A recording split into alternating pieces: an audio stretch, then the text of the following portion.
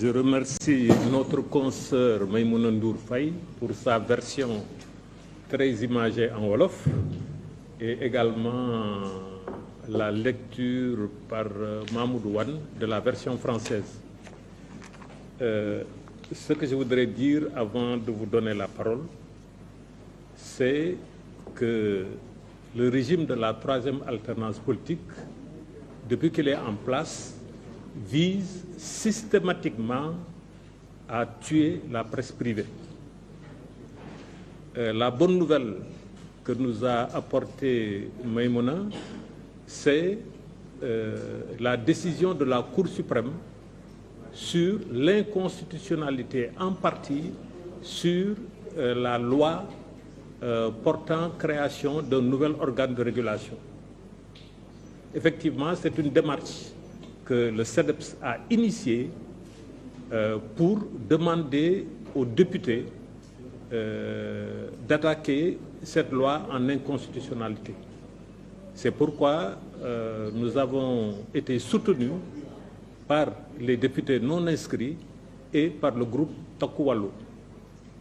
Ça s'inscrit dans le cadre des démarches que nous menons pour que l'état de droit ne soit pas violé.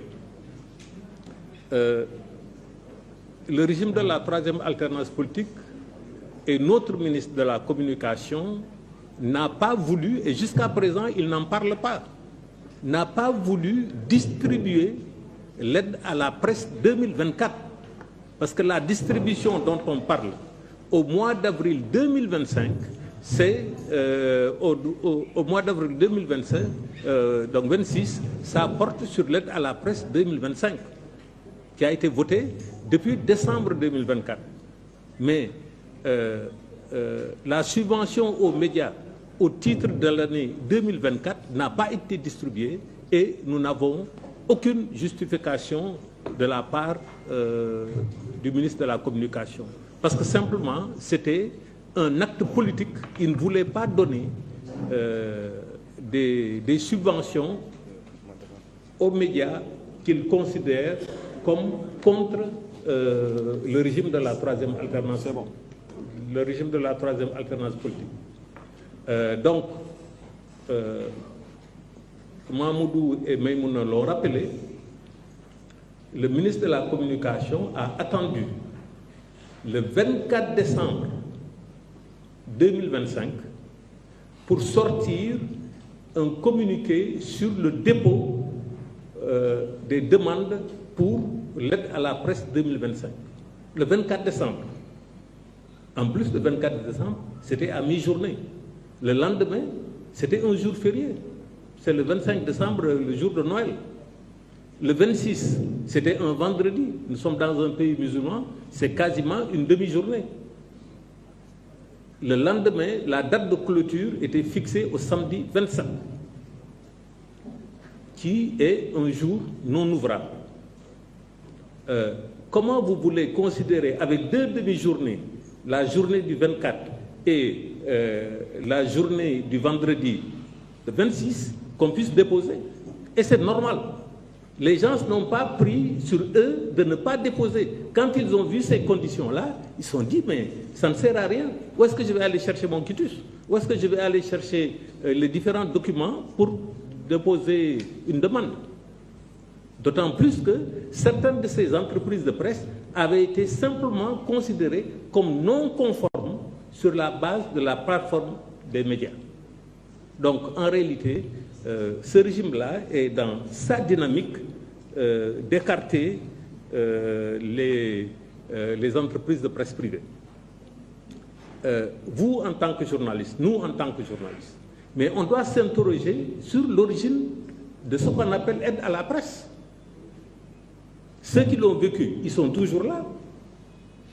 Ce qu'on appelait dans la presse les 4 mousquetaires, hein, les 4 journaux qui ont fait qu'on a institué une aide à la presse pour aider les entreprises de presse privée. Parce que les médias de service public sont financés sur le budget de l'État et en plus de ça, bénéficient à l'occasion de subventions. Donc, Le fonds d'appui et de développement de la presse, l'esprit, c'était uniquement réservé à la presse privée. Nous avons nos confrères du Témoin qui sont toujours vivants, qui sont là. Nous avons certains confrères du Sud. Témoin n'a pas été servi. Oui, non. Témoin n'en a pas bénéficié également, etc., etc. Donc il y a Témoin, il y a Sud Quotidien, il y a Walf et il y a le Cafard Libéré. Ils sont là, les Pape Samba Kane, ils sont là, les Abdoulaye Bamba Diallo. Mais demandez-leur la genèse de l'aide à la presse. En aucun cas, ça ne concernait les médias de service public. Donc, aujourd'hui, nous sommes face à un régime qui ne connaît que la contrainte, qui ne connaît que le rapport de force. C'est pourquoi, tant que nous le pourrons, nous allons attaquer toutes les décisions illégales devant les cours et tribunaux. Parce que, comme nous l'avons dit dans notre texte liminaire, que l'on ne sache même pas sur quelle base certaines structures ont bénéficié de subventions, de fonds publics, alors qu'ils n'y ont pas droit, conformément au texte qui nous régissent, à savoir le Code de la presse, sur lequel s'est fondé le décret du 27 janvier 2021. Donc, nous allons user nous n'avons que ça. Nous n'organisons pas de manifestation, nous utilisons le droit pour rétablir la légalité. Et c'est ce que nous avons fait et qui nous a valu les grandes victoires là qu'on a citées dans notre texte liminaire. Donc merci beaucoup les uns et les autres. Si vous avez des questions, ou en français, en complément.